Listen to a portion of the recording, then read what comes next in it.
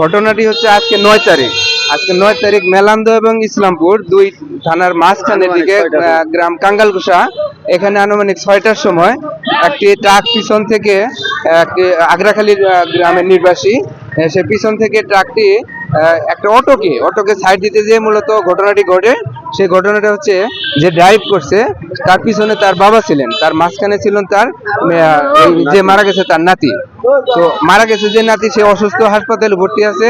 আর যে মারা গেছে তার বয়স 50, সে মোটরসাইকেলে একদম ঘটনাস্থলে স্পট ডেড। এবং কি ঘটনা প্রায় 30-40 ফিট দূরত্ব পর্যন্ত তাকে একদম পিষে একদম বিনষ্ট করে দিচ্ছে। একবার অঙ্গ প্রত্যঙ্গ সমস্ত কিছু একদম দেখার মতো নাই আর কি। কেউ দেখে অনেকে ভয়ে আতঙ্কে তারাই করছে যে এত অনাকাঙ্ক্ষিত মৃত্যু।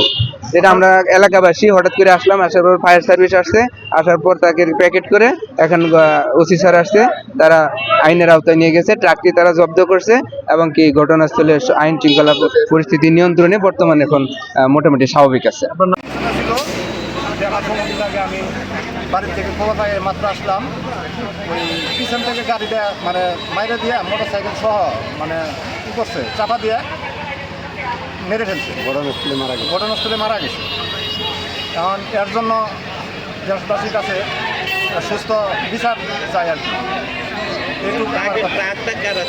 ট্রাককে চালাইছে সেটা আমরা এখন পর্যন্ত